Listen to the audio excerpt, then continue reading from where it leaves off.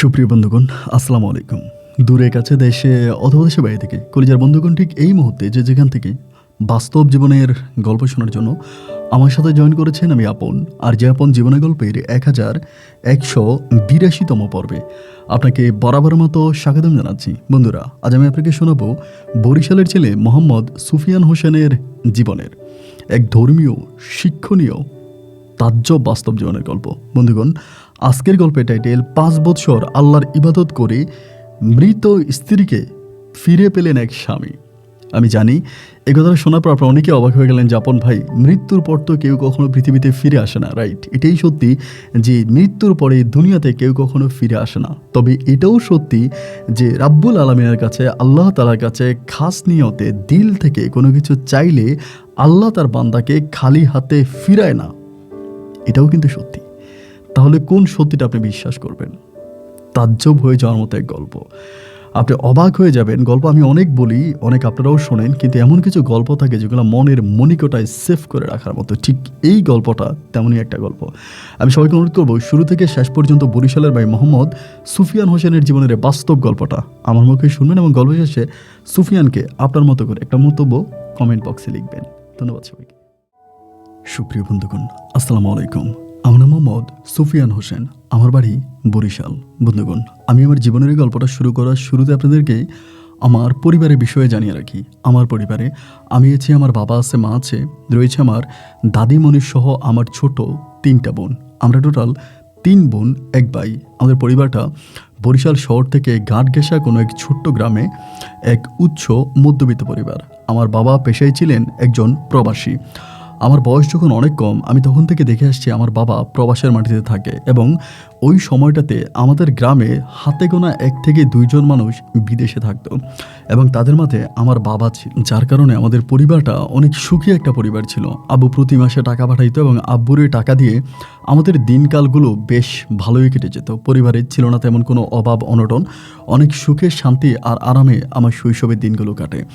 এরকম করতে করতে মোটামুটি আমি প্রায় অনেকটাই বড় হয়ে যাই এবং বড় হবার পরে আমি আমাদের এলাকারই একটা স্কুলে ভর্তি হই। আমার মা যথেষ্ট পরিমাণের ধার্মিক একজন মহিলা ছিলেন। 5 ওয়াক্ত নামাজ পড়তেন, রোজা রাখতেন, দিনের পথে চলতেন এবং আমাদের এলাকাতে আমার মায়ের মতো এমন ধার্মিক মহিলা আর একটাও ছিল না।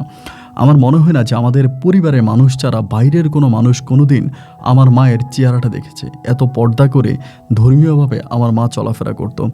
এমন করতে করতে আমি যখন ক্লাস 7-এ পড়ি তখন আমাদের পরিবারে একটা দুর্ঘটনা ঘটে। ক্লাস 7-এ পড়া অবস্থায় একদিন সকালবেলায় স্কুলে যাব, আমি স্কুলে যাওয়ার জন্য রেডি হচ্ছিলাম। ঠিক ওই মুহূর্তে হঠাৎ করে বাড়ির মধ্যে প্রচুর চিল্লাফিল্লা শুরু হয়ে গেছে।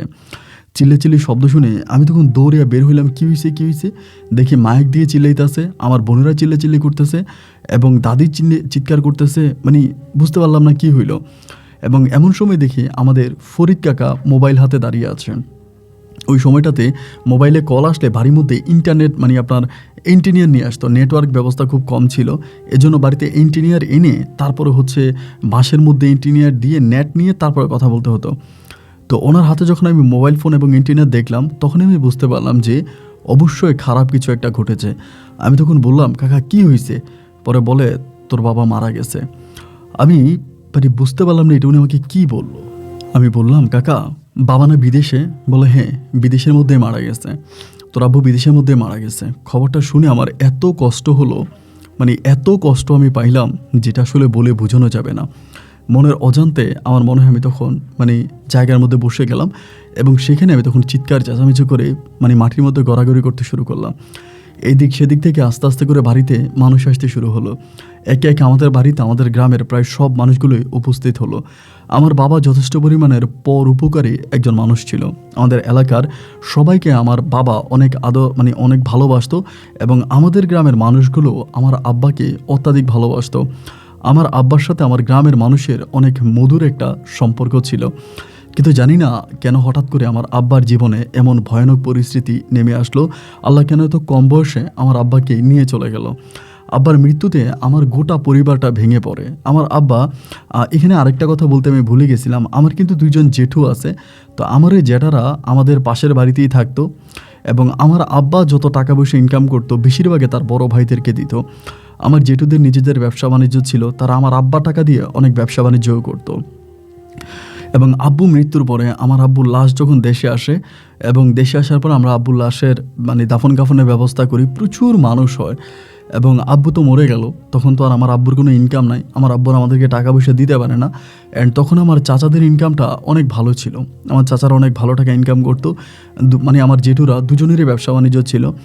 তো আমার আম্মা আমার আব্বা মারা যাওয়ার প্রথম মাস 3 বা মাস 5 মোটামুটি আমার আম্মুকে 2-1 টাকা করে চাউল ডাউল এটা ওইটা দিছে, মাঝে মাঝে আমাদের খোঁজ খবর নিয়েছে। কিন্তু আব্বু মারা যাওয়ার পরে দীর্ঘদিন কেটে যাওয়ার পরে একটা পর্যায়ে দেখা গেল ওরা আমাদের সাথে খারাপ ব্যবহার করতে শুরু করে। আমার মা যখনই আমার জেঠুদের ঘরে যাইতো, আমার চাচি আমার মাকে তুই তাই করে ব্যবহার করতো। এবং আমার জেঠু এরকম করে আমার আম্মাকে বলতো যে তুই এত বাচ্চা জন্ম দিলি কেন, এত বাচ্চা তোর এত বাচ্চা কে খাওয়াইব, তোর এত বাচ্চা খাওয়াবে কে, তুই এত বাচ্চা জন্ম দিলি কেন, এগুলো আমার আম্মাকে বলতো। আমার তখন খুব খারাপ লাগতো, আমি তো তখন মোটামুটি বড়। এগুলো দেখতাম আমার ছোটো বোনেরা দুপুরবেলা, রাত্রেবেলায়, সকালবেলা বাটি নিয়ে নিয়ে আমার জেঠুদের ঘরের সামনে চাইতো এবং যায় জেঠিমার কাছে খাবার চাইতো।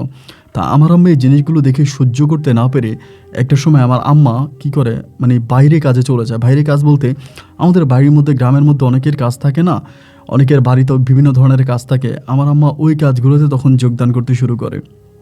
দেখেন, একটা বিষয় আমি খুব অবাক হয়ে গেলাম, আমাদের পরিবারটার মধ্যে আমার আম্মার চেহারা কখনোই কেউ দেখে না। আমাদের গ্রামের মধ্যে আমার আম্মা যখন কাজে যাইতো মানুষের বাড়িতে, তা অনেকে বলতো যে আপনার বাড়ি কই, চিনতো না। আমার আম্মা তখন আমার আব্বার পরিচয় দিলে দেন তারপরে বলতো ও আচ্ছা ঠিক আছে, আপনি অমুকের বউ, তা আসেন কাজ করেন। তা আমার আম্মাকে তখন কাজে নিয়ে যাইতো। এরকম করতে করতে আমার তখন খুব খারাপ লাগতো। বেশিরভাগ সময় আমাদের এলাকায় ঘাট ছিল, ঢাকা থেকে লঞ্চ ভিড়তো, একটা ঘাট ছিল। তো আমি কি করতাম, বিকেলবেলা মন অনেক খারাপ ছিল, ঘাটে গিয়ে বসে থাকতাম এবং পরিবারের এই অভাব অনটন দেখে আমি আমার পড়াশোনা বন্ধ করে দিই, আমি আর পড়াশোনা করি না। মায়ের এত কষ্ট, পারিবারিক এত অভাব অনটন, কোনো কিছু আর ভালো লাগতেছিল না। আমার দাদি আমাদের সাথে আগে থাকতো যখন আমার আব্বা বেঁচে ছিল, কিন্তু আব্বা মারা যাওয়ার পরপরই দাদিও তখন চলে যায় আমাদের বাড়ি থেকে। দাদিও আমাদের বাড়ি থেকে আমার ওই কাকাদের সাথে, আমার ওই জেঠুদের সাথে চলে যায়। ওই পরিবারে আমার দাদিও থাকতো। স্বার্থেরই পৃথিবীতে মনে হলো প্রত্যেকটা মানুষ আমাদের সাথে স্বার্থপরের মতো ব্যবহার করলো। এবং ঘাটে বসে থাকতাম, আমার মা মানুষের বাড়িতে কাজ করে রাত্রেবেলায় খাবার নিয়ে আসতো এবং আমরা খাইতাম। এমন করতে করতে হঠাৎ করে আমার কাছে একদিন মনে হলো আমি ঘাটের কুলির কাজ করব। তো বয়সটা আমার তখন অত বেশি না, বা স্বাস্থ্য অতটা ভালো স্বাস্থ্যবান ছিলাম না, অনেক হ্যাংলা পাতলা ছিলাম। তা কুলির কাজ করা আমার জন্য অনেক কঠিন হয়ে যাবে। এরপরে আমি তখন কুলির কাজ করার জন্য সিদ্ধান্ত নিলাম যে আমি কুলির কাজ করব। এবং কুলির কাজ করার জন্য তখন আমি মোটামুটি ওই রেডি হয়ে গেলাম যে আমি কুলিতে কাজ করব, এখানে ঢুকবো। এবং 2-3 দিন পরে আমি তখন ওই লেবারদের সাথে যোগ দিয়ে আমি তখন কুলির কাজ শুরু করলাম। ঢাকাসহ বিভিন্ন জায়গা থেকে পানিপথে অনেকে আসতো এবং ওদের ব্যাগ, লাকেজ এবং নৌকাতে অনেক মালামাল থাকতো, স্টিমারে অনেক মালামাল থাকতো, এগুলো নামাই দিতাম। তা কুলির কাজ করতাম। মা কিন্তু বুঝতে পারতো যে আমি কুলির কাজ করি। আমার মা তারপরেও খুব কষ্ট পাইতো, আমার মাঝে মাঝে বলতো দরকার নাই তোরে, আমি তো কাজ করতেছি, আমি তো খাবার নিয়ে আসতেছি, তা এই খাবার খাইলেই তো হবে, তোরে কেন কুলির কাজ করতে হবে, এই কথাগুলো আম্মু আমাকে বলতো। কিন্তু এরপরেও আমি কুলির কাজ কন্টিনিউয়াসলি করে যেতাম। আমার কথা হচ্ছে আমার পরিবারে অভাব তো আছেই, এবং এই অভাব মেটানোর জন্য এই কুলির কাজ ছাড়া আমার কাছে তো আর কোনো কাজ আমার জানা নাই বা আর কোনো কাজ নাই। তাই এই জন্য আমি তখন এই কুলির কাজে জয়েন করে ফেলি। কুলির কাজ করি, 2-4 টাকা যাই টাকা পাই মায়ের হাতে তুলে দিই এবং পরিবারের মধ্যে খাওয়াই। এরকম করতে করতে প্রায় 3 বৎসরের মতো কেটে যায়। আমার বয়স তখন 12 থেকে প্রায় 13 বৎসরের কাছাকাছি। তো ওই মুহূর্তটা পর্যন্ত আমি কুলির কাজ করি। তখন কিন্তু আমি মোটামুটি একজন শক্ত সবল মানুষ হয়ে যাই এবং 13-14 বছর বয়সে আমি তখন আমার মাকে কাজে যাওয়া বন্ধ করাই দিই। আমার যখন 14 বছর বয়স, তখন আমি আমার মাকে মানুষের বাড়িতে কাজে পাঠাইতাম না। কেন পাঠাইতাম না ভাই, এটা হয়তো আপনারা অনেকেই ভালো করে জানেন। এরপর আমি একটু বলি, সেটা হচ্ছে আমার মা তো যথেষ্ট পর্দা করতো এবং পর্দা করতো, তারপরে বিভিন্ন মানুষের কাজে গেলে ওখানে পর্দার অনেক খেলাফি হতো, পর্দা ধরে রাখতে পারতো না। আর মানুষের বাড়িতে কাজে গেলে বুঝতেই পারেন পুরুষ মানুষ একটু খারাপ দিকে আমার মায়ের দিকে তাকাইতো এবং খারাপ কিছু করার চেষ্টাও করতো। এই জন্য আমার মাকে তখন আমি বললাম যে না, তোমার আর মানুষের বাড়িতে কাজ করা দরকার নাই, তুমি আর মানুষের বাড়িতে কাজ করো না। একটা পর্যায়ে আমি মাকে তখন টোটালি বাড়িতে নিয়ে আসি 14-15 বছর বয়সে। এরপর আমি এখানে প্রফেশনালি কুলির কাজ করি। এমন করতে করতে আমার বয়স প্রায় 17 থেকে 18 কাছাকাছি। তো একদিন হলো কি, 17 থেকে 18 বছরের কাছাকাছি, ওই সময় আপনার রাত্রে আনুমানিক প্রায় 1:30 থেকে 2টার মতো বাজে, এরকম একটা সময় হবে। 1:30 থেকে 2টার মতো বাজে, আমি ঘাটে বসে আছি। আস্তে আস্তে করে সমস্ত কুলিরা চলে গেছে, কেউ ঘুমায় গেছে, কেউ বাড়ি চলে গেছে। এরকম অবস্থার ভিতরে আমি দেখলাম যে একটা স্টিমার আসছে। একটা স্টিমারে করে একটা মেয়ে তখন নামছে, হাতে একটা ব্যাগ আছে, বোরকা পরিহিত এবং সিমসাম বডি, মানে ব্যাগটা অনেক ভারী এরকম।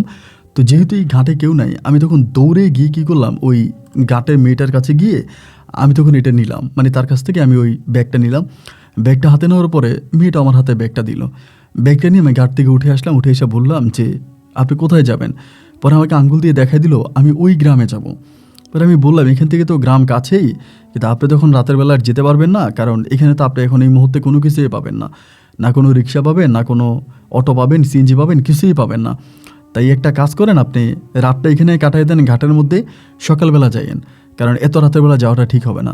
মেয়েটা কিন্তু কোনো কথা বলে না, আমার দিকে তাকায় আছে এবং তাকায় থেকে অনেকক্ষণ পরে বলতেছে আমার বাড়িতে রুগী আছে, আমার রুগী দেখতে যেতে হবে, আমার আম্মা অনেক অসুস্থ, তো আমি আসছি আমার আম্মাকে দেখার জন্য, আমার বাড়িতে যেতেই হবে।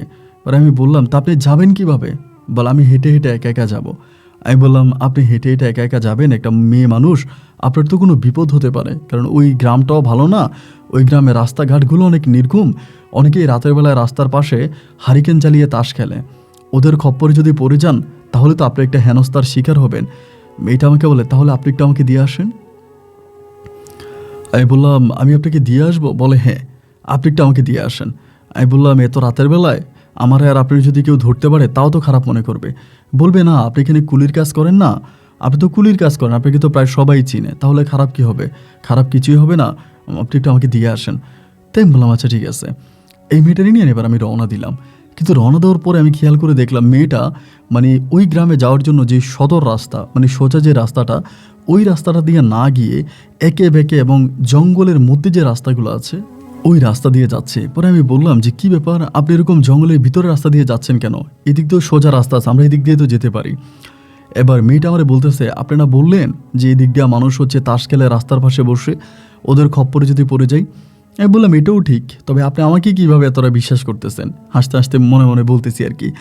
এরপর এরকম করে জঙ্গলের ভিতরে ভিতরে ভিতরে ভিতরে রাস্তা দিয়ে একটা সময় গ্রামের কাছাকাছি পৌঁছাইলাম। এবং গ্রামে যাওয়ার পরে তখন আমি মেয়েটারে বললাম যে ঠিক আছে ধরেন আপনি আপনার ব্যাগ নেন, আমি চলে যাই। তাদের গ্রামের ভিতরে ঢুকে গেছি, মানে গ্রামের ভিতরে ঢুকার পরে মেয়েটা আমাকে বলতেছে আপনি চলে যান, ওইটাই আমার বাড়ি। একটা বাড়িতে বাতি জ্বলতেছে, মানে আলো জ্বলতেছে, বললো এটা আমার বাড়ি। তাই আমি বললাম যে এটাই আপনার বাড়ি? বলে হ্যাঁ এটাই আমার বাড়ি, তাহলে আপনি চলে যান। তা আমি চলে যাচ্ছি, মেয়েটা পিছন থেকে আমাকে ডাক দিল। আর আরেকটা কথা কি জানেন, আমি যে চলে যাচ্ছি আমি কিন্তু আমার টাকাও নেই, এই যে তারা এই পর্যন্ত আনছে, আমার টাকার কথা মনেই নেই। এইভাবে টেনশনের মধ্যে রাতের বেলায় অন্ধকারে কারে খুব কষ্ট করে জঙ্গলের রাস্তা দিয়ে নিয়ে আসছি, তো তাই তার কাছ থেকে যে আমি টাকা নিব ওইটা আমার খেয়াল নাই। পরে আমি চলে যাচ্ছি, আমার পিছন থেকে ডাক দিল, ডাক দিয়া বলে কী ব্যাপার ভাই, টাকা নেবেন না? আমি তখন পড়ে আসলাম হাইরে আমি তো টাকার কথা ভুলে গেছি, তো দেন। এরপরে মেয়েটা কী করলো, একটা ওই সময় দেখবেন মেয়েরা ছোটো ছোটো এরকম ব্যাগ হাতে নিয়ে ঘুরতো, এরকম ছোটো ছোটো টাইপের ব্যাগ। এখন তো মিনিটি ব্যাগগুলো বড় হয়ে গেছে, কিন্তু ওই সময় ছোটো ছিল, যেটার মধ্যে টাকা রাখতো। এরকম ছোটো লাল একটা ব্যাগ, আমার বললো ব্যাগটা আপনি নিয়ে যান। আমি বললাম ব্যাগটা নিয়ে যাবো মানে? বলে ব্যাগের মধ্যে কিছু টাকা আছে, ভাঙতি টাকা ঢুকে মিলে আছে, তো এগুলো আপনি নিয়ে যান। আমি বললাম ভাঙতি টাকা? বলে হ্যাঁ কিছু পয়সা টয়সা আছে, এগুলো আপনি নিয়ে যান, এখন আমি গুনতে পারবো না, আছে ভালোই আছে, আপনি খারাপ হবে না। তাই বললাম আপনার ব্যাগটা নিয়ে যান, ব্যাগটা শো দিয়ে দিলেন। বলে না ভাই আপনি ব্যাগটা শো নিয়ে যান। এই বলে মেয়েটার দিকে ঢুকে গেল, আমি আর কথা পারিলাম না, ওই হাতের ওই ছোটো ব্যাগটা নিয়ে আমি তখন চলে আসছি।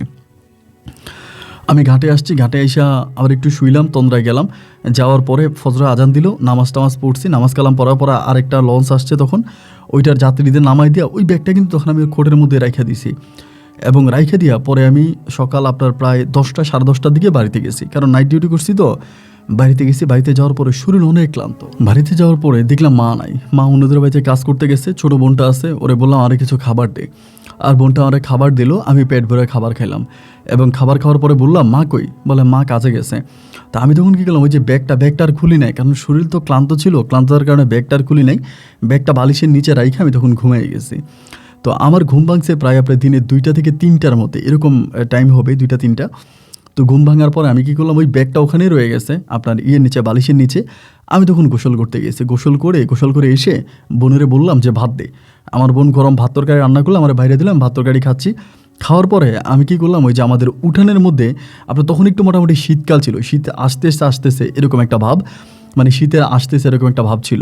পরে আমি উঠানের মধ্যে গিয়ে ওই যে মোড়া হয় না, মোড়ার মধ্যে বসে আছি। তা আমার বোনেরে বললাম, বোন রে ভাইয়ের বিছনার নিচে একটা ব্যাগ আছে, ব্যাগটা নিয়ে আয় তো। ছোটো বোনটারে বলছি যে ব্যাগের কথা আমার হঠাৎ মনে পড়ছে। তো আমার বোন তখন ব্যাগ আনতে গেছে, ব্যাগটা আইনা ও বলে ভাই ব্যাগটা তো অনেক সুন্দর, ব্যাগটা মানে ওই ঘর থেকে বলতেছে। আমি বললাম ব্যাগটা দিকে নিয়ে আয়। তো ব্যাগটা অনেক সুন্দর বলতে বলতো ব্যাগটা ওইখানে খুলে ফেলছে, ছোটো ব্যাগ তো চেইন আছে, চেইনটা খুলে ফেলছে। খুইলা ও মানে ব্যাগের দিকে তাকায় আছে, পরে আমার দিকে একবার তাকায়, ব্যাগের দিকে একবার তাকায়। আমি কী রে ব্যাগের মধ্যে কি তুই এভাবে তাকাইতে আসস, এটার মধ্যে তো কিছু ভাঙতি পয়সা আছে। বলে ভাইয়া ভাঙতি পয়সা, তুমি এদিকে আসো, ভাঙতি পয়সা এরকম কেন, আমি তো এরকম পয়সা কখনো দেখি নেই। আমি বললাম কীরকম পয়সা? ও আমারে বলে তুমি আসো, তুমি এসে দেখে যাও, তাড়াতাড়ি আসো। পরে আমি তখন ওই উঠেল থেকে দৌড় দিয়ে কিরে ব্যাগের মধ্যে কি ওইভাবে করে দেখতেছে। পরে আমি ব্যাগটা হাতে নিলাম এবং ব্যাগটা হাতে নিয়ে ওই ব্যাগের মধ্যে দেখলাম পয়সার মতোই বড় বড়, মানে আপনার কী জানি এগুলো স্বর্ণের মতো এরকম ঝকঝক করে। আমার কাছে মনে হলো স্বর্ণ, আবার স্বর্ণ মনে হয়েছে কারণ আমি নিচে আরও 2টা আংটি দেখছি, স্বর্ণের আংটি বড় বড়। পরে আমি চিন্তা করলাম মেয়েটা কোনো ভুল করে তার স্বর্ণ কেনা আমাকে দিয়ে দিল নাকি। এইটা বলে আমি তখন বোনরে বললাম যে বোন রে একটু আগুন আন। আগুন আনছে, আগুন আনার পর আমি স্বর্ণটা চেক করতেছি, দেখলাম হ্যাঁ এগুলো একদম স্বর্ণ, এবং ব্যাগের মধ্যে এতগুলো স্বর্ণ, আপনার অনেক স্বর্ণ। চিন্তা করলাম কি মেয়েটা ভুল করে আমাকে এই গয়নাঘাটিগুলো দিয়ে দিল, আর এই ব্যাগের মধ্যে এত স্বর্ণ থাকবে কেন? ব্যাগের মধ্যে তো এত স্বর্ণ থাকার কথা নাই, এই ব্যাগে এত স্বর্ণও বা কেন থাকবে? আমি বুঝতে পারলাম না কিছু, এবং বুঝতে না পারার পরে আমি তখন এগুলো নিয়ে কাবাকাবি করতেছি, আর মানে ঘাটাও গেলাম না। এমন করতে করতে আমার মা তখন আসছে বিকেলবে। মা আসার পরে আমার বোন তখন মার ওই রাস্তার মধ্যে দেখে গিয়ে বলে দিছে আমার আম্মু ওই ব্যাগ নিয়ে আসছে, মানে ইয়েটিয়া করে একবারে কাজ টাজ করে চাউল টাউল নিয়ে আসছে। আইসা আমার দেখে তখন আমার কাছে দৌড়ে আসছে। আমি বলি কী রে তোর বোনে কী কয়? আমি বললাম হ মা, কথা তো সত্যই, মুই তো এটা পাইছি। পরে মা আমারে বলে এটা দেখছে। মা তখন ব্যাগটা খুলছে, খোলার পরে দেখলো এরকম স্বর্ণ। দেখার পরে মা আমারে বলতেছে বাবা রে, পরে মা আমাকে জিজ্ঞেস করলো কীভাবে। আমি তখন পুরো ঘটনা বলি। মা বলে এই মেয়েটার মতো মা অসুস্থ, তো মেয়েটা মনে হয় তার মায়ের দেখার জন্য গেছে, এখন ওই অসুস্থতার মাঝে মেয়েটা ভুলে গেছে, মনে হয় তোরা অন্য কোনো কিছু দিতে গিয়ে গয়নাঘাটিগুলো দিয়ে ফেলছে। মানুষের ধন সম্পদ টাকা পয়সা এগুলোর প্রতি লোভ থাকতে নাই, আব্বা তুই এগুলো দিয়ে আয়। আমার মামারে বলতেছে। আমি বললাম দিয়ে আসবো? বলে হ দিয়ে আয়। এ বলে মা তখন চেনটা মেরে দিল, মেরে, এবং গয়নাঘাটি কিন্তু কম না, অনেক গয়না। আমার মা যখন বললো দিয়ে আসার কথা, আমার বোন আবার বলতেছে যে না মা দেওয়ার দরকার নাই, আমরা এগুলো পাইছি, এগুলো দিয়ে কিছু একটা করবো।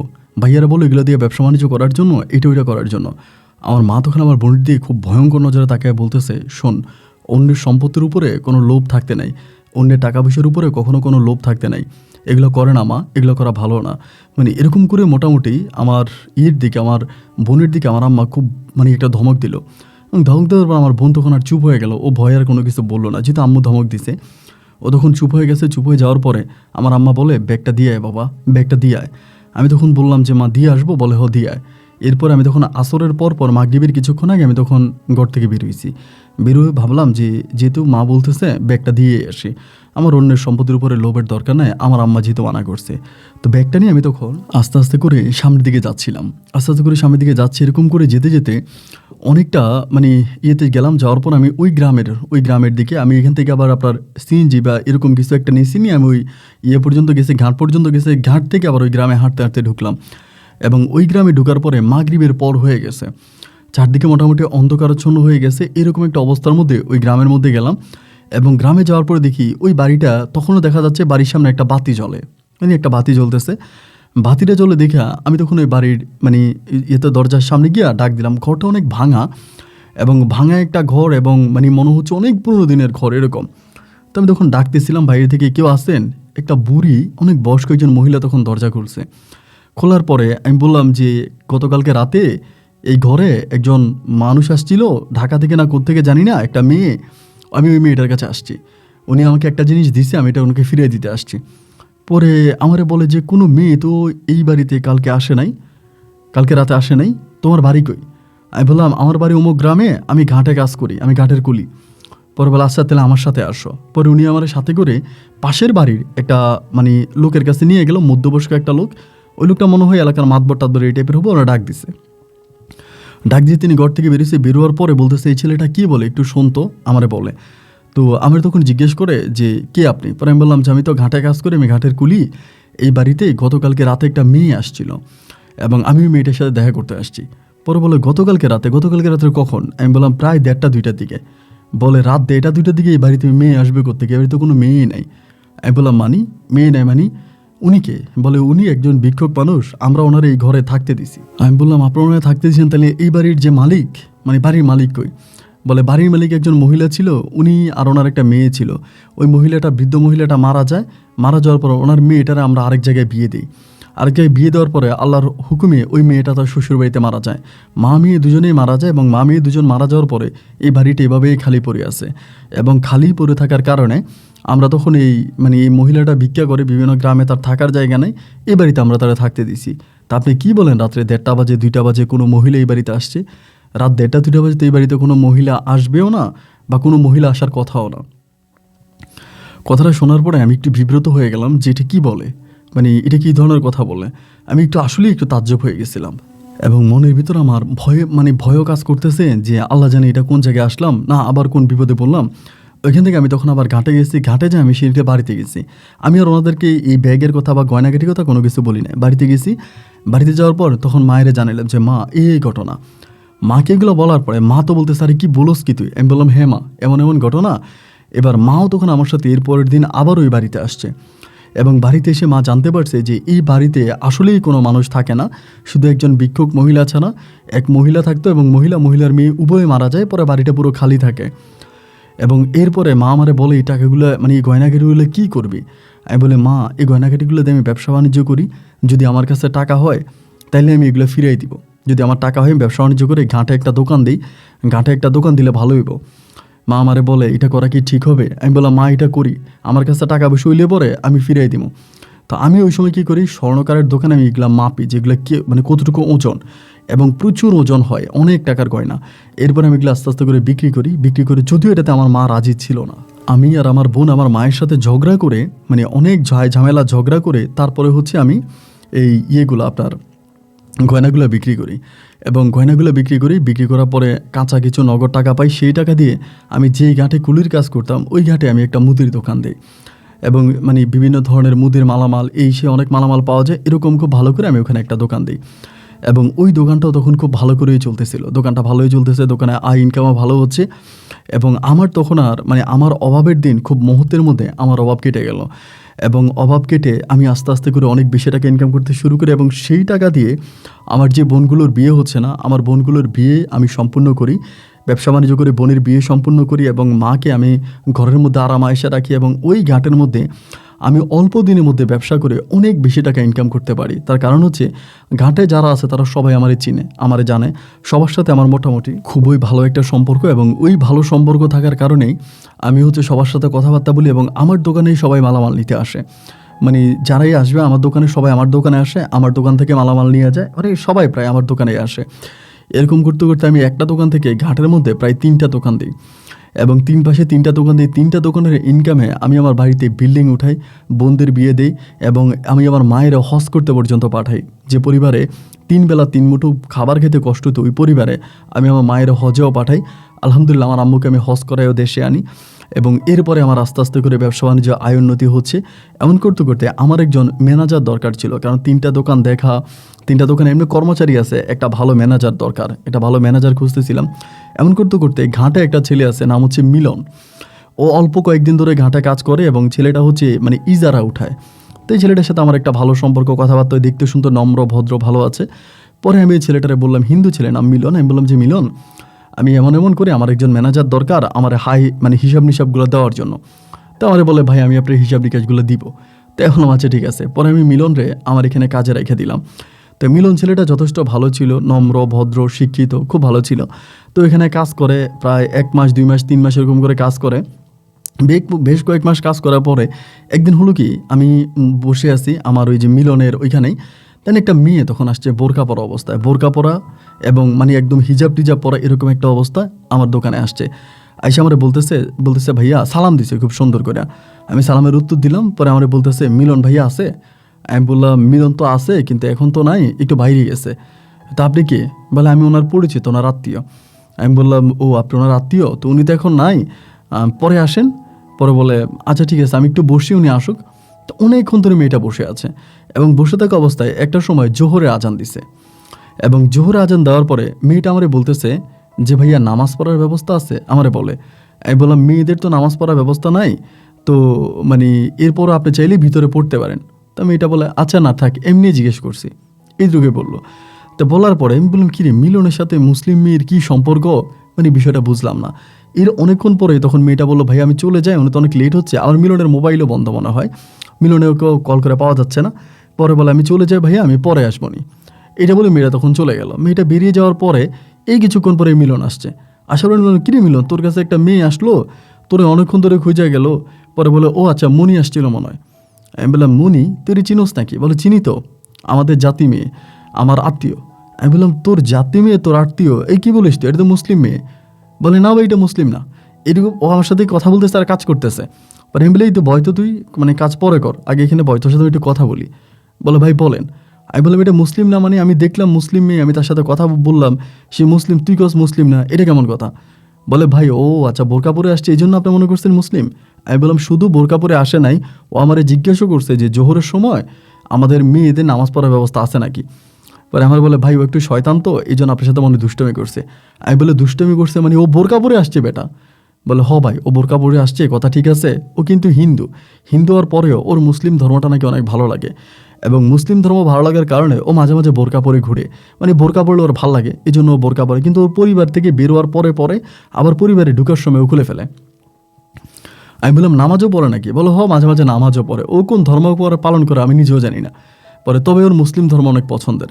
ওর কথাটা শোনার পরে না মানে হঠাৎ করে আমার ভিতরে কেমন জানি জিনিসটা একটা নাড়া দিয়ে উঠলো, যে মিলন এটা কী বললো, যে একটা হিন্দু মেয়ে হয়ে এরকম বোরকা পরে হাঁটে এবং মুসলিম ধর্ম পছন্দ করে, মানে টোটালি বিষয়টা জানি আমার কাছে একটু কেমন কেমন মনে হলো আর কি, মানে মানে বুঝতে পারলাম না যে এটা কী ধরনের কথা বা এটা কি। পরে আমি কী করলাম, মিলনরে বললাম যে মিলন এর 2-3 দিন পরে আমি কিন্তু এই বিষয়টা নিয়ে বারবার চিন্তা করতেছি যে কি হইলো বা ঘটনা কি, মানে কি কি বিষয়, আমি এগুলো নিয়ে খুব মানে চিন্তিত, খুব টেনশনের মধ্যে আছি। এর মাঝে তখন আমি মিলনটা একটা সময় মানে আপনার এই ঘটনার প্রায় 2 থেকে 3 দিন পরে মিলনটা একদিন আমি বললাম যে মিলন তোর ওই বন্ধুটারে, মেয়েটার নাম কি মনি? বলে হ। আমি বলি একদিন আমার দোকানে আনতে পারো, এটা মেয়েটার সাথে কথা বলবো। পরে আমার বলে ভাই বললেই তো আসবে, ওর ফোন নাম্বার আছে, আমি ফোন দিলেও চলে আসবে। তো আমি ঠিক আছে কালকে একটু আনতে হবে, মেয়েটার সাথে কথা বলবো, মানে এমনি তার সাথে আমার কথা বলার একটা ইচ্ছা জাগলো। দেন বলার পরে মিলন তখন ওই মেয়েটাকে খবর দিল। খবর দেওয়ার পরে এরপর দিন মেয়েটা তখন আমার দোকানে আসছে, এবং দোকানে আসার পরে ভাই যখন মেয়েটা মানে বোরকার মুখোশ খুললো আমার দোকানে এসে, আমি তারে দেখে অবাক হয়ে গেলাম। আলহামদুলিল্লাহ আমার মনে হয় যে এত সুন্দর মেয়ে আমি দেখি নাই, বাট মেয়েটাকে দেখার পরে না মুহূর্তের মধ্যে আমার চোখে পানি চলে আসলো। কেন ভাই জানেন? ওই সময়টাতে আমি 5 ওয়াক্ত নামাজ পড়তাম, দিনের পথে চলতাম, ধর্মীয় কাজগুলো করতাম, এবং মেয়েটাকে দেখে আমার কাছে মনে হলো হাইরে এত সুন্দর চেহারা, এত মায়াবী চেহারা, এই মেয়েটা মরার পরে তার শরীরে আগুন জ্বালাই দিবে, মানে এত সুন্দর চেহারাটা আগুনে পুড়বে, মানে এরকম থেকে আমার খারাপ লাগতেছে। পরে আমি বললাম মেয়েটারে, বললাম তোমার নাম কি? বলে মনি। তাই আমি বললাম তোমার বাড়ি কই? পরে বাড়ির ঠিকানা বললাম। আমি বললাম যে আচ্ছা তুমি তো একটা হিন্দু মেয়ে, তুমি তো হিন্দু ধর্ম পালন করো, কিন্তু এরপর তুমি বোরকা পরো কেন? পরে বলে ভাইয়া ছোটোবেলা থেকে না আমার অনেক মুসলিম বান্ধবীরা আছে, তো ওদের সাথে স্কুলে পড়াশোনা করছি, ওরা বোরকা পড়তো, আমার ভালো লাগতো, ওরা নামাজ পড়তো, আমার ভালো লাগতো, তো ছোটোবেলা থেকে আমি ওদের সাথে বোরকা পড়ি এবং ওদের সাথে আমি নামাজ পড়ি। তো কথাটা শুনে আমার কাছে অনেকটা ভালো লাগলো যে একটা মেয়ে বোরকাও পরে আবার নামাজও পড়ে, মানে ধর্মের পথে চলাফেরা করে, সব কিছু মিলে তখন মানে আমার কাছে একটু ভালো লাগা কাজ করলো আমার ভিতরে, যে মানে আমি বললাম যে আচ্ছা ঠিক আছে। তা এরকম করে মেয়েটার সাথে অনেকক্ষণ ধরে কথাবার্তা বলছে ওইখানে, বলার পরে আমি বললাম ঠিক আছে তুমি চলে যাও, মানে মেয়েটা তখন চলে গেল। এই মেয়েটা চলে যাওয়ার পরে এর পরের দিন আমি যখন বাড়িতে গেলাম, বাড়িতে যাওয়ার পরে রাতের বেলায় খাবার খাচ্ছি, রাতে খাবার খাইতে খেতে মায়েরা তখন আমি দুষ্টমি করে এই কথাটা বলতেছি। আমি বললাম যে মা এই ঘটনা আমার দোকানের মধ্যে এটা। মা বলে তোর মেয়েটারে পছন্দ হয়েছে? আমি বলি হ মা অনেক পছন্দ হয়েছে। মা আমার বলে মেয়েটা যদি মুসলিম হইতো তাহলে তোর বিয়ে করে নিয়ে আসতাম, মানে এই কথাটা আমার মা বললো। মার এই কথাটা জানি আমার কাছে কেমন করে ভালো লেগে গেল। ভালো লাগার পরে আমি তখন আবারও মিলনের সাথে কথা বলি যে ও মিলন এই মেয়েটা তো ভালোই আছে, মেয়েটা কি মুসলিম হবে?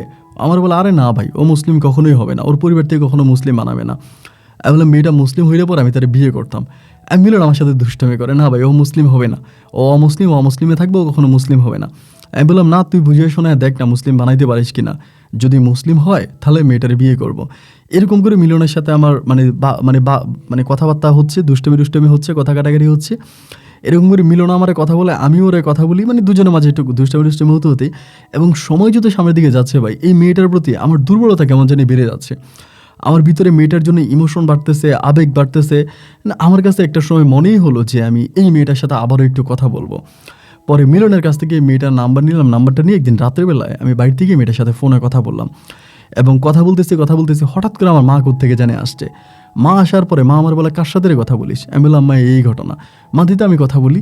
মা বলার পর আমি তখন মোবাইলটা মার কাছে দিলাম। মা তখন এই মেয়েটার সাথে কথা বলে এবং কথা বলতে বলতে মেয়েটা আমার আম্মার সাথে প্রায় আধা ঘন্টার মতো কথা বলছে।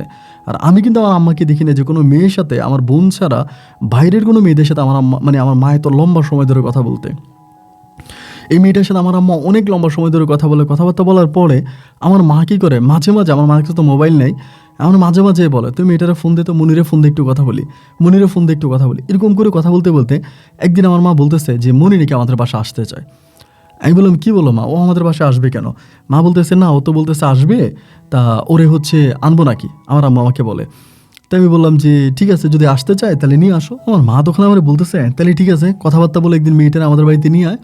এরপর ওর সাথে কথাবার্তা বললাম, আম্মু বললো তুমি নাকি আমাদের বাড়িতে আসবা, তো তাহলে আমাদের বাড়িতে একদিন আসো। এমন করে একদিন আমাদের বাড়িতে আসছে। আসার পরে আমার আম্মা তার সাথে বৈশা অনেকক্ষণ ধরে কথাবার্তা বলছে। বলার পরে একটা সময় আমি খেয়াল করে দেখলাম আমার মা তারে নামাজের বিছানায় বসাইয়া তারা কলমা পড়াইতেছে, নামাজের বিছানায় বসা, এবং কলমা পড়াইতেছে দেখে আমি একটু অবাক হয়ে গেলাম। আমি তখন ওরে মানে যখন চলে যাচ্ছে আমি এবার বিদায় করে দিচ্ছিলাম। আমি বললাম, কী ব্যাপার মা, তোমারে কলমা পড়াইলো, তুমি মায়ের সাথে কলমা পড়লা, বিষয়টা তো আমি বুঝলাম না। ও বলে, মা আমারে কলমা পড়াইছে। আমি বললাম, তোমারে মা কলমা পড়াইছি কেন? বলে, আমি তো জানি না, মা বলছে আমার কলমা পড়ার জন্য আমি পড়ছি, আমি কিন্তু এখন থেকে মুসলমান। তো ওর এই কথাটা শুনে আমার অনেক হাসি পেয়েছে, যে মুসলমান, তুমি তো অনেক দিন ধরেই মুসলমান। এমন করে ও তখন চলে গেল, মা ওর সাথে কথা বলে, আমি ওর সাথে কথা বলি। এরকম করে সময়গুলো কাটতে কাটতে আমাদের দুজনের মাঝে একটা প্রেমের লেনাদেনা হয়ে গেছে। এবং ওরে আমি বিয়ে করার জন্য মোটামুটি পুরোপূর্ণভাবে প্রস্তুত। ও যে কোনো সময় ঘাটে আসতো, ঘাটে এসে আমার সাথে ঘন্টার পর ঘন্টা কথা বলতো।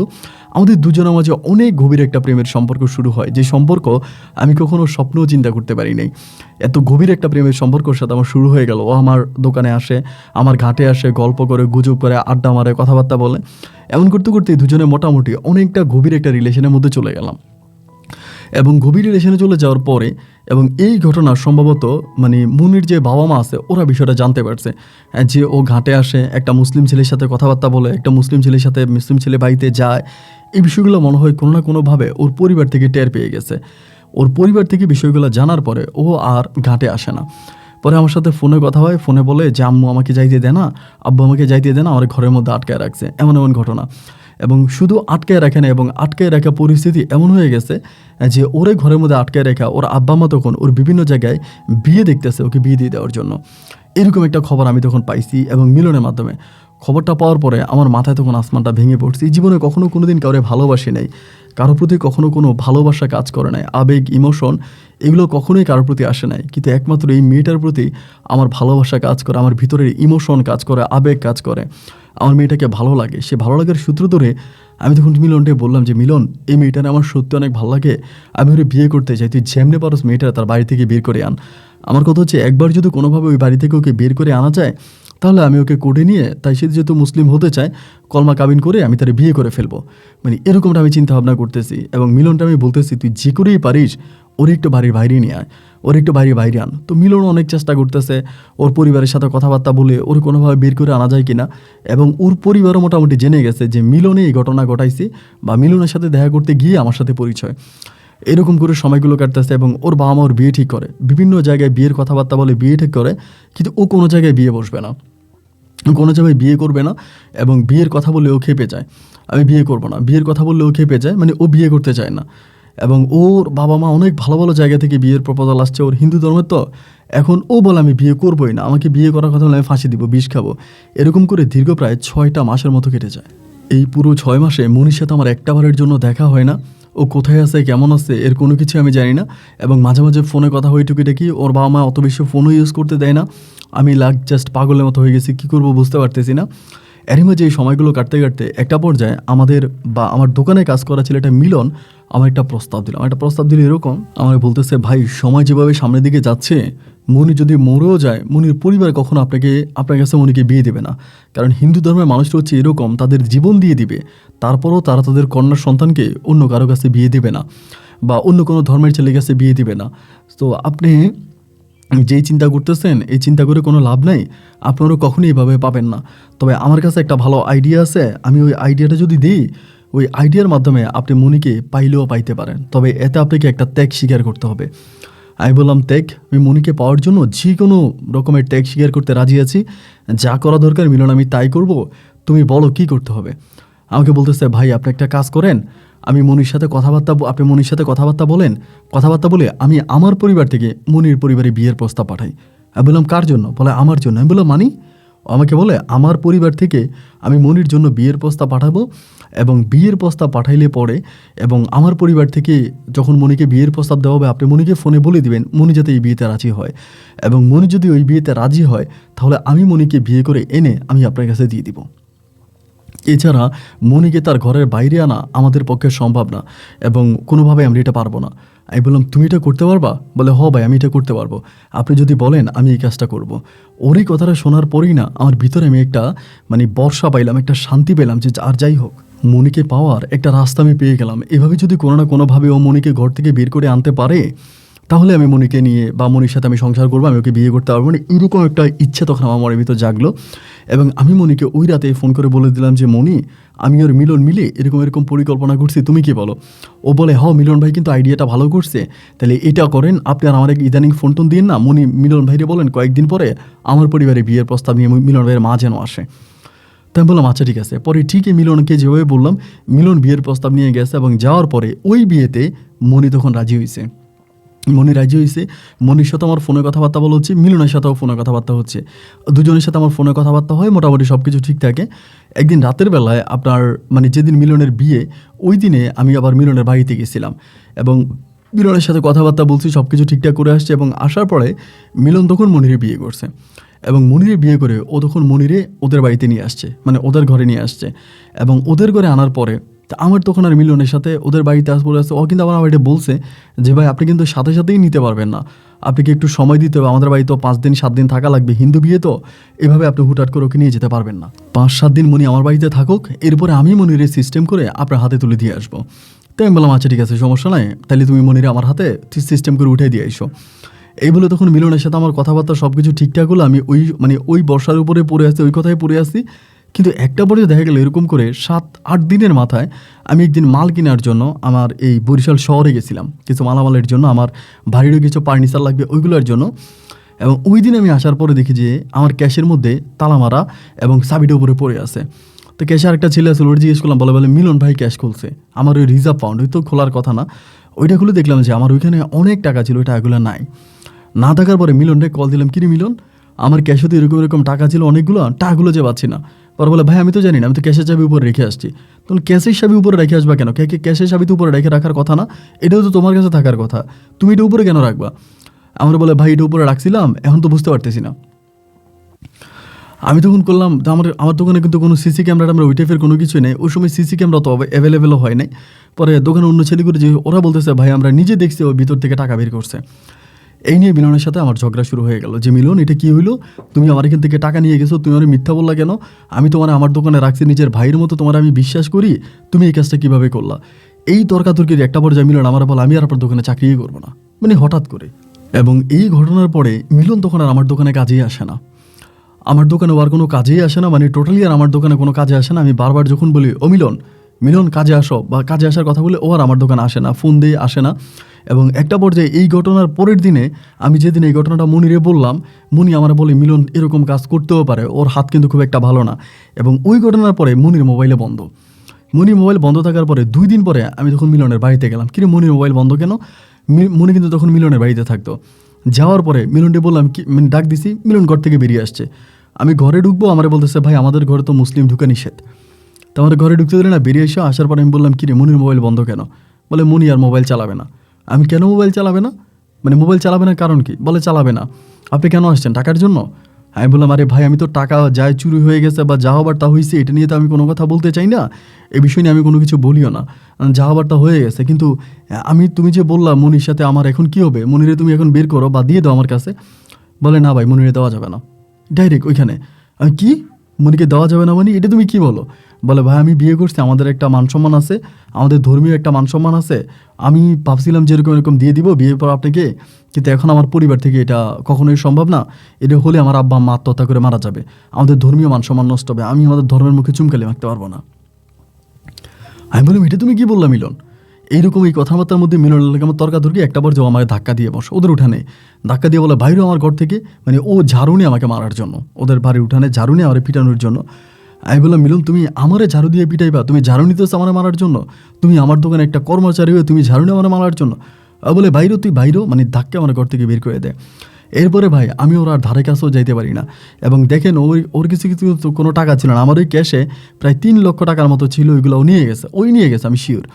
যদি কীভাবে নিয়ে গেছে আমি আপনাকে বলি, ও তাইলে হঠাৎ করে হুন্ডি ব্যবসা শুরু করছে, মানে বিদেশ থেকে টাকা আসে হুন্ডির ব্যবসা করে, বিভিন্ন জায়গায় সুদের উপরে টাকা দেয়, লাভের উপরে টাকা দেয়, ওইগুলো কীভাবে করে আমি তো এগুলো বুঝতে পারি না। একটা সময় ভাই আমি পাগলের মতো হয়ে গেলাম, আমার খাওয়া নাই দাওয়া নাই ঘুম নাই, রাস্তার মধ্যে পাগলা কুত্তার মতো ঘুরি, কখনো এইদিকে কখনো ওইদিকে, এরকম করে ঘোরাফেরা করতে করতে একটা সময় আমি ওরে বললাম যে, মানে আমি লোক দিয়ে ওরে পাঠাইলাম, খবর পাঠাইলাম, মিলন তুই যত টাকা চাস আমি তোরে দিব, তুই যত টাকা দিতে বলিস আমি তোরে দিব, তুই আমার কাছ থেকে টাকা নিয়ে যা, তাও তুই আমার বউরে আমার কাছে দিয়ে দে, আমি মনিরে ভালোবাসি। না ও দেবে না, ও দেবেই না, ওর কথা হচ্ছে ও মনিকে ছাড়বেই না, টাকা পয়সা যাই বলি ও ধর্মের মুখে চুমকালি দিবে না, ওর ধর্মও নষ্ট করবে না, ও দেয় নাই। এই সময় ভাই আমার 3টা দোকান থেকে আপনি বিশ্বাস করেন আমি জাস্ট পাগলের মতো হয়ে গেছিলাম, খাইতে পারতাম না, ঘুমাইতে পারতাম না, দোকান করতে পারতাম না, মানে কী যে একটা অবস্থা আমার হয়েছে বলার মতো না। আমি রাস্তার মধ্যে পাগলের মতো ঘুরি, কখনো এইদিকে কখনো ওইদিকে, এরকম করে ঘোরাফেরা করতে করতে করতে করতে একটা পর্যায়ে আমার দোকানের 12টা বেজে গেছে। আমার দোকানে লাভ লোকসান, মানে আমার সাথে যারা কর্মচারী ছিল সবাই মিলনের মতো আমার সাথে বেইমানি করে। 3টা দোকান ছিল তো, ওই দোকান থেকে টাকা পয়সা নিয়ে যায়, ওই দোকান থেকে টাকা পয়সা নিয়ে যায়, মানে এক এক দোকান থেকে এক একজনে হচ্ছে এইভাবে টাকা পয়সা সরাই ফেলে। মানে আমি আর ওদের সাথে কুলে উঠাইতে পারতেছি না, মানে কুলে উঠাইতে পারি না, এদিক থেকেও নিয়ে যায় ওই দিক থেকে নিয়ে যায়, এরকম করতে করতে একটা পর্যায়ে আমি করলাম কি আমার একটা দোকান বিক্রি করে দিলাম। এবং একটা দোকান বিক্রি করার মাস 4 মাথায় আমি আরেকটা দোকান বিক্রি করছি। এবং আরেকটা দোকান বিক্রি করে আমার যেই দোকানটা আছে, প্রথম যে দোকানটা, এটা নিয়ে আমি কোনো না কোনোভাবে পড়ে আছি।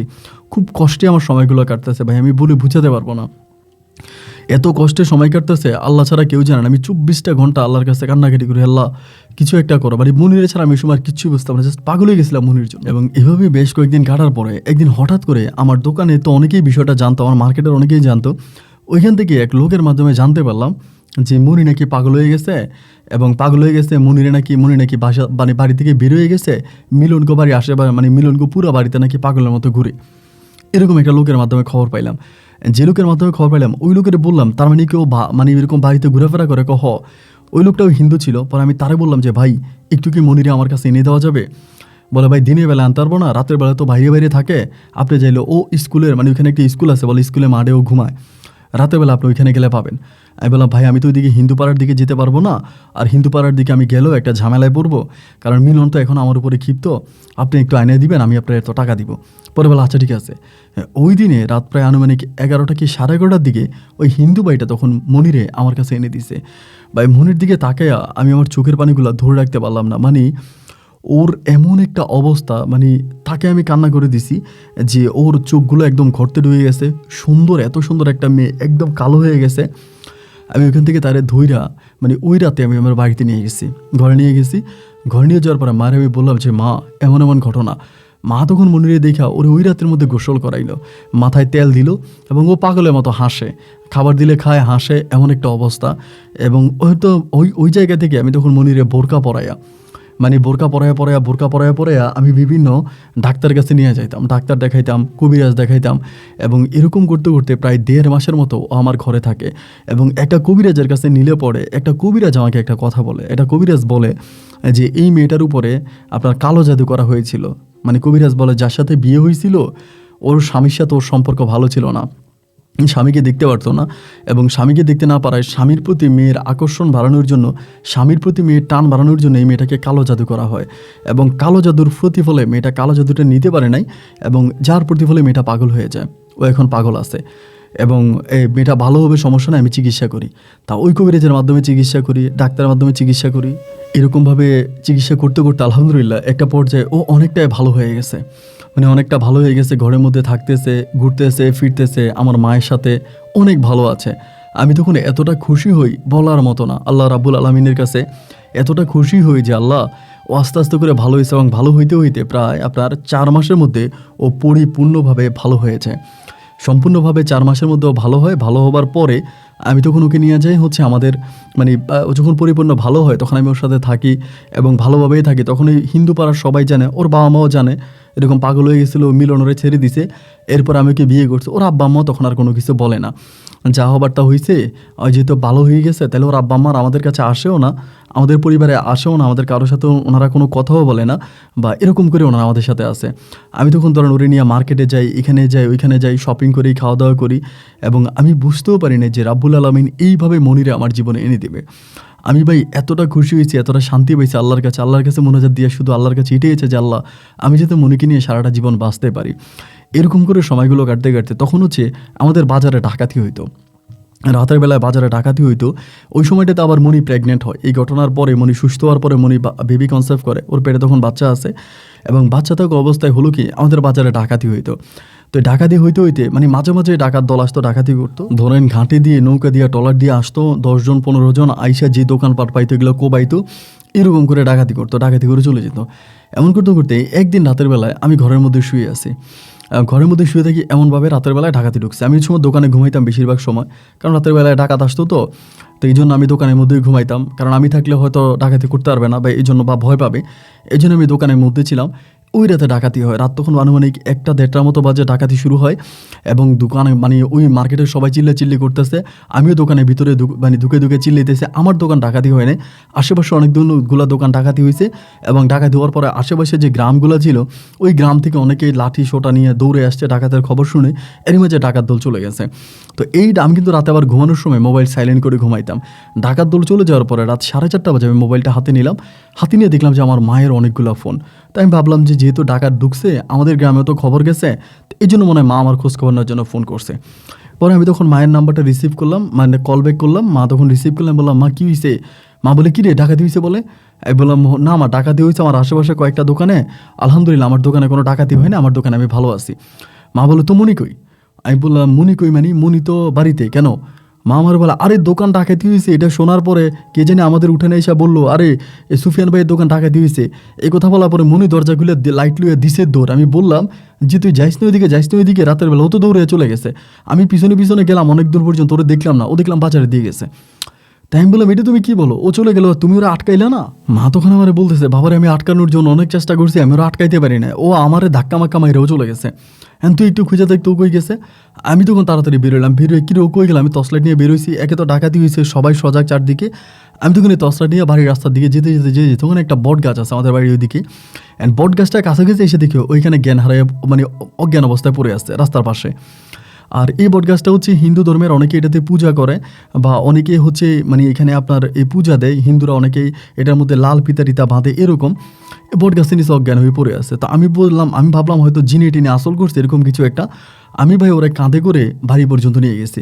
বাড়িতে নিয়ে যাওয়ার পরে যখন বাড়িতে শোয়াইলাম তখন দেখলাম ওর মুখ দিয়ে ফেনা বেরোইতেছে, মানে বিষ খেলে যেরকম ফেনা না এরকম ফেনা। আমার আম্মা তখন বলে কিরে একটা কাজ কর, তোর কাকারে ডাইকান, পাশের ঘরে কাকা আছে, উনি আবার একটু কবিরাজ টাইপের লোক আর কি। ওনার তখন আমি ডাক দিয়ে আনলাম এবং উনি আসছে, আইসা ওর হাতে ধরছে, হাতে ধরে বলতেছে যে এটা পাইছেন কোত্থেকে আনছে? আমি ওই জায়গা থেকে। তো মনে হয় মারা গেছে। কি বলেন মারা গেছে মানে? পরে বলো মারা গেছে। বলছি কাকে এটা আপনি কী বলেন মারা গেছে মানে? এটা কি? সাপে কাটছে, ওরে সাপে কাটছে। এরপরও জানি না নিঃশ্বাস আছে কি না। আমি তো এর হাতের শিরা তো চলে না, শিরা তো বন্ধ। তার তাড়াতাড়ি যায় দেখ কোনো মানে কবিরাজ মানে সাপ ধরার কোনো ওঝা পাওয়া যায় কিনা, মানে সাপ ধরার কোনো ওঝা পাইলে কোনো একটা ওঝা নিয়ে আয়, ওঝার মাধ্যমে দেখি ভালো করা যায় কিনা। এই কথা বলার পরে আমি তখন কী করলাম, দৌড় দিলাম যে ওঝা খোঁজার জন্য। এবং শেষ রাতের কাছাকাছি আমি তখন ওঝা ম্যানেজ করলাম, করে ওঝারে নিয়ে আসলি। ওঝারে আনার পরে ওঝাও তখন ধরে বলতেছে সর্পদংশনে মারা গেছে, মানে সাপে কামড় দিছে এবং পায়ের মধ্যে সাপের ওই কামড়টাও দেখাইলো যেভাবে সাপে কামড় দিয়েছে মারা গেছে। এবং মানে কি বলবো ভাই, এত সাধনার পরে যে মানুষটাকে আমি আমার জীবন সঙ্গিনী হিসাবে পাইলাম, এত কষ্টের পরে যে মানুষটাকে আমি আমার ঘরের বউ বানাইলাম, আমার বাচ্চার মা বানাইলাম, আমার এই ভালোবাসার মানুষটা এত কম সময়ে আমাকে ছেড়ে চলে যাবে আমি বুঝতেও পারি নাই। ওরে আমি আমার বাড়ির পাশেই কবর দিছি এবং কবর দেওয়ার পরে আমি মানে অনেক ওঝাদের কাছে, আবার এদিকে আমি অনেক ওঝাদের কাছে গেছি, অনেক ওঝার সাথে কথা বললাম যে অনেক ওঝারা শুনছি এরকম মারা গেলেও নাকি ফিরে আনতে পারে, মারা যাওয়ার পরও তারা কেমনে ফিরে আনে, বিন বাজে এই সেই। অনেক ওঝার কাছে গেছি, মানে ওই ওঝার কাছে গেলাম, কিন্তু কেউ আসলে কোনোভাবেই ওরে বের করতে পারে না, কেউ কোনো কথা বলতে পারে না। এবং কোন দিকে গেছে না গেছে কেউ মানে ওরে আর মানে বাঁচিয়ে আনতে পারবে না, ও মারাই গেছে। তাই আমি ওর কবরে বসে বসে কান্না করতাম দীর্ঘ প্রায় 1 দিন 2 দিন না, 1টা বৎসরের মতো আমি ওর কবরেই বসে থাকি, ওইখানেই কান্নাকাটি করি, ওইখানে বিছনা করি, নামাজ পড়ি, কান্নাকাটি করি, মানে এখানে আমি সময় কাটাই। এরই মাঝে আমার যে ব্যবসা ছিল, আমার ব্যবসারও 12টা বেজে গেছে। আমার যে বড় বোন জামাই ছিল, উনি আবার আমাদের এলাকার পাশাপাশি, উনি তখন আমার ব্যবসা বাণিজ্যগুলো দেখতো। আমার বড় মানে আমার ছোটো বোন জামাই, একদম ছোটোটার মধ্যে সবচেয়ে বড় যেটা এটা, তো উনি তখন আমার দুলাভাই মানে আমার ছোটো বোন জামাই, ওই তখন আমার ব্যবসা বাণিজ্য দেখতো। আমার ব্যবসা বাণিজ্য দেখার জন্য উনি গেছে, উনি ব্যবসা বাণিজ্যগুলো দেখতো। আমি তখন এই সারাক্ষণ ওর এই কবরের কাছে পড়ে থাকতাম। আমার মা আমারে বুঝায়, তো মরে গেছে, পৃথিবীতে প্রতিটা মানুষ তো হায়াত নিয়ে আসে, ওর হায়াত হয়তো আল্লাহর কাছে এতটুকুই ছিল, আল্লাহ ভালো মনে করে তোরে নিয়ে গেছে, তা তুই এখন বিয়ে শাদি কর, এভাবে তুই আর কতদিন থাকবি, এভাবে তো জীবন কাটতে পারে না, তুই বিয়ে শাদি কর। আমি বলছি, মা আমি আর বিয়ে করবো না, তুমি আমার এই বিয়ে শাদির কথা বইলো না, আমি আর কখনো মা বিয়ের আসরে বসতে পারবো না, কারণ আমি মনিরে যে ভালোবাসাটা দিয়েছি, এই ভালোবাসাটা আমি অন্য কোনো মেয়েরে দিতে পারবো না। আমি মনি ছাড়া মনির ভাগটা আমি অন্য কোনো মেয়েকে আমার পক্ষে দেওয়াই সম্ভব না, মা আমি এটা পারবো না। যতভাবে আমার মারে আমি বললাম, আমার মা আমার কোনো কথাই শুনলো না, মানে মা আমাকে বিয়ে করাবে কিন্তু আমি বিয়ে করব না। এইভাবে দীর্ঘ 1 বছর নয় 2 বছর নয়, 1 বছর তো কাটাই দিলাম, 2 বছর 3 বছর, টোটাল 5টা বছর আমি এই কবরের কাছেই বসে থাকতাম। অনেক মানুষ আমাকে দেখতে আসতো যে আমি বউয়ের প্রতি এত ভালোবাসা, আমার বউকে আমি এত ভালোবাসি, এটা দেখার জন্য অনেক মানুষ দূর দূরান্ত থেকে ছুটে আসতো। অনেকে আমার ছবি উঠে নিয়ে যেত, আমাকে নিয়ে গল্প লিখতো, আমাকে নিয়ে এটা ওইটা লেখালেখি করতো। আমি ওখানেই বসে থাকতাম, সারাক্ষণ ওর কবরটার দিকে তাকায় থাকতাম। ও আমাকে যে ভালোবাসা দিয়েছে এটা আমি মুখে বলে প্রকাশ করতে পারবো না। ওর ভালোবাসা মনে হয় পৃথিবীতে অন্য কোনো মেয়ে আমাকে দিতে পারবে না। ওর মুখের দিকে তাকিয়ে আমি পুরো স্বর্গটা দেখতে পেতাম। ও ভাই 5 ওয়াক্ত নামাজ পড়তো, রোজা রাখতো এবং এত ভালো ধর্মীয় কাজ করতো যেগুলো দেখে যে কেউ ওকে ভালোবাসবে, আমিও ঠিক তেমনটাই ভালোবেসেছিলাম। এবং এরপরে এরকমভাবে 5 বছর কেটে যাওয়ার পর আমাদের এলাকাতে একদিন তাবলিগ জমাতের লোকেরা আসছে, মানে যারা তাবলিগ করে এরা আসছে। এবং এরা আসার পরে কিছু লোকে খবর পাইছে তাবলিগের লোকেরা যে এরকম এরকম আমি এখানে বসে থাকি। তখন আমার একদম পেট পর্যন্ত দাঁড়ি।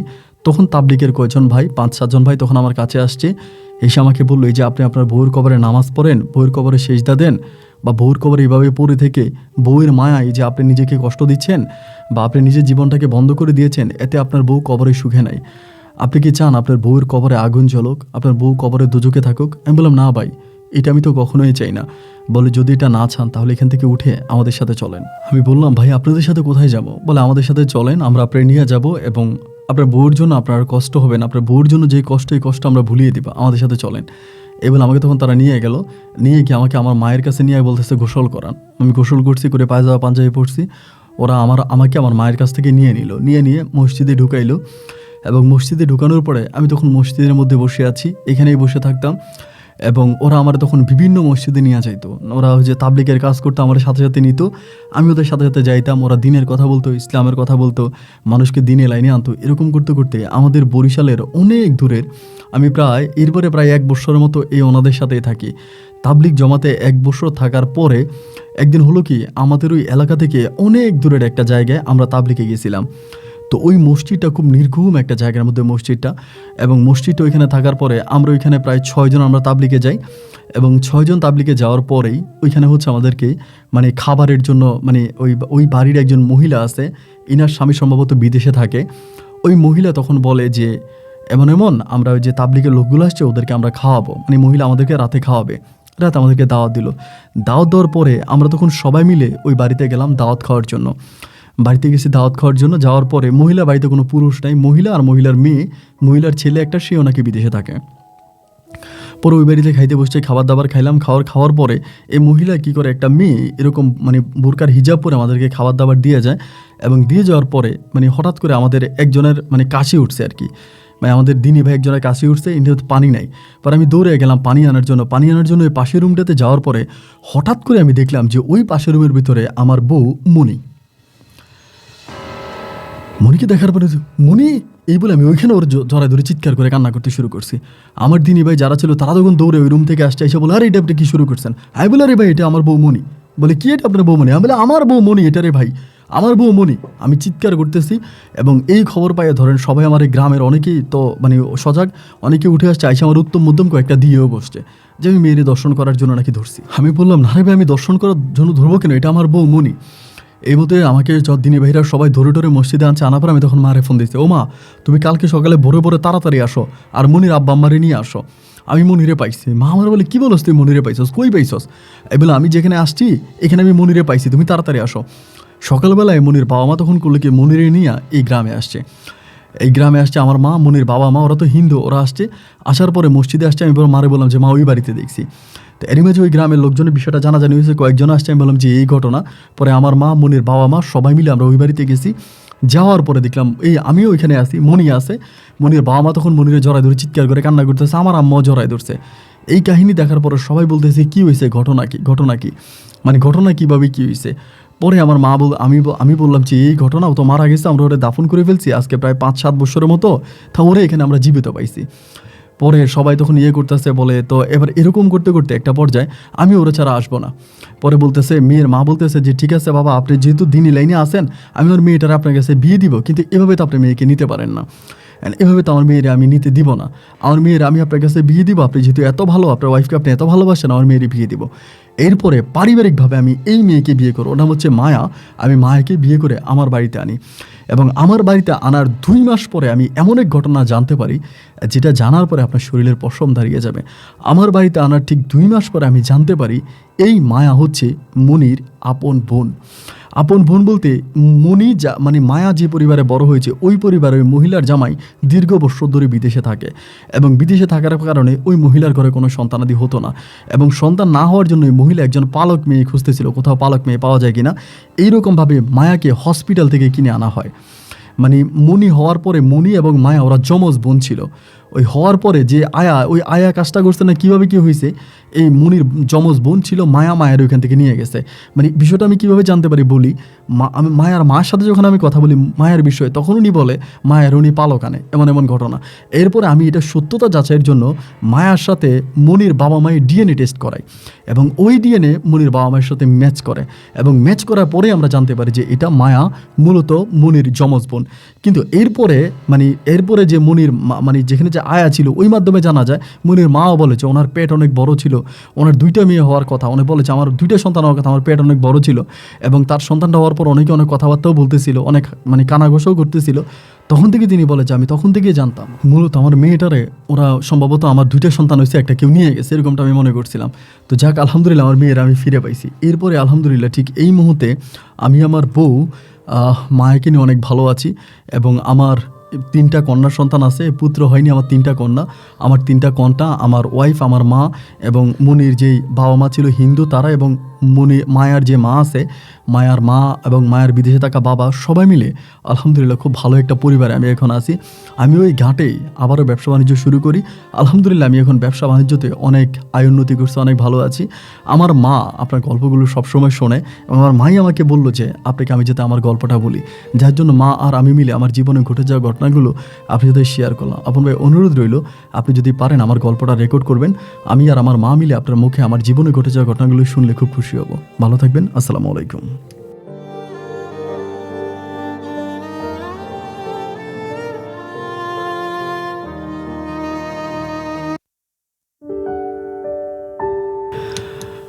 আমি গল্পটা শুরুতে আসলে প্রথমে বলিনি যে আমি রোজা ছিলাম। আজকে রোজা মুখে আমি ভিডিওটা শ্যুট করতেছি, যার জন্য হয়তো আমার মানে ভয়েস টোনিংটা একটু অন্যরকম ছিল বা আমি খুব ক্লান্ত।